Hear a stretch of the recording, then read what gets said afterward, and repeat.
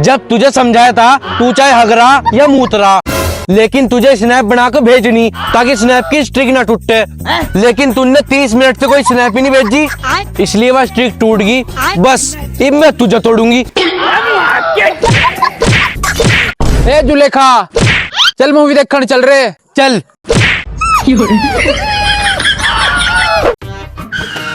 ए Rukhsana. 1.25 minute बाद दीदी आ रही वो। भैया आप स्नैपचैट चलाते हो क्या? भैया बताओ ना, भैया प्लीज बताओ ना भैया। लेकिन दीदी आपको कैसे पता लगा? भैया आपकी हरकतों से। ए कहाँ जा रही तुम? ए मूवी देखने चल रहे। या भी जा रही जुलेखा? हाँ या भी जा रही। फिर नहीं मुझे जाने की जरूरत है। क्यों? ए या तो मुझे सारी मूवी स्नैप भेज भेज कर दिखा देगी।